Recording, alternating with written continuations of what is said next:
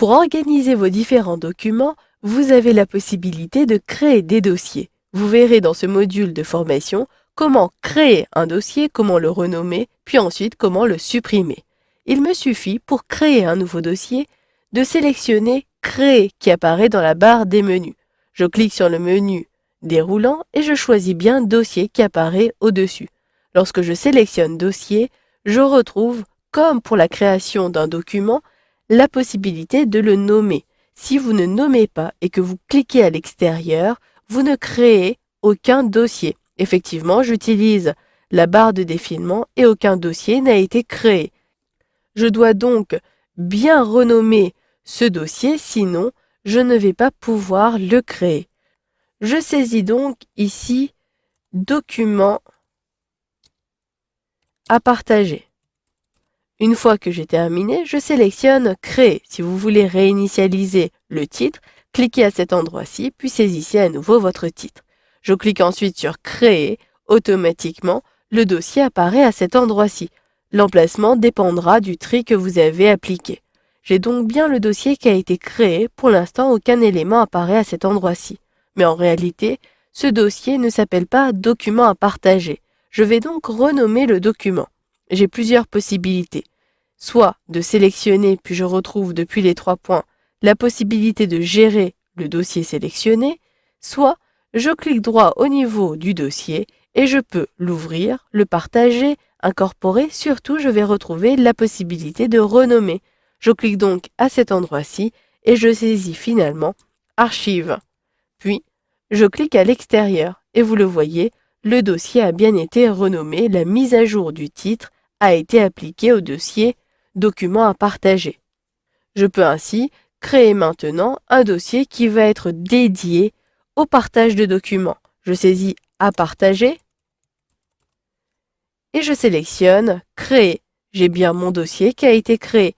Ainsi de suite, créez tous les dossiers qui vous permettront de ranger tous vos documents. Je saisis ensuite Classeur Excel mai 2013. J'appuie sur la touche Entrée de mon clavier. Ainsi, je crée plus rapidement ce dossier.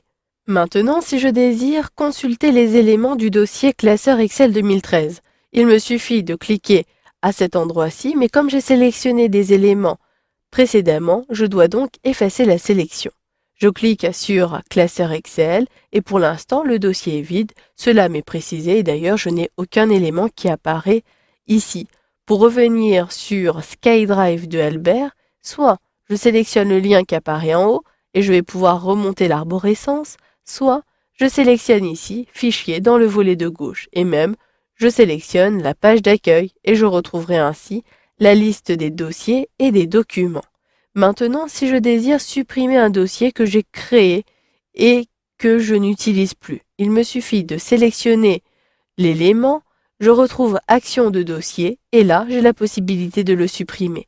D'ailleurs, je peux également le sélectionner, puis, si je clique droit, je retrouve bien Supprimer. Je clique donc à cet endroit-ci et automatiquement, ce dossier a été supprimé, mais pas supprimé définitivement puisqu'il a été placé dans la corbeille. Je vous montre que si vous supprimez involontairement un dossier, vous pouvez le récupérer et annuler la suppression. Il s'agira d'une notification qui apparaîtra un peu plus haut sur l'interface. Je clique donc droit et même vous pouvez supprimer un élément plus rapidement en le sélectionnant et en utilisant la touche Supr, effacer ou delete de votre clavier. Mais comme je veux annuler, je sélectionne ici Annuler en haut à droite et l'élément a bien été restauré. Je retrouve bien mon dossier à partager à cet endroit-ci. Pour maintenant restaurer des éléments, rendez-vous sur la corbeille depuis le volet de gauche, vous reconnaissez le dossier archive que j'ai supprimé et je vais pouvoir, en le sélectionnant, le restaurer pour le repositionner dans le dossier Fichier, le supprimer, consulter des informations sur le dossier archive et effacer la sélection. Si vous avez un certain nombre d'éléments, restaurez tous les éléments ou videz définitivement la corbeille, ce qui vous permettra de ne plus avoir accès au dossier des archives. Donc il faut bien être sûr de la suppression définitive. Je suis sûr, donc je sélectionne Supprimer. Voilà, vous avez donc vu dans ce module de formation comment créer et supprimer des dossiers pour Rangez par la suite des documents à l'intérieur des différents dossiers créés.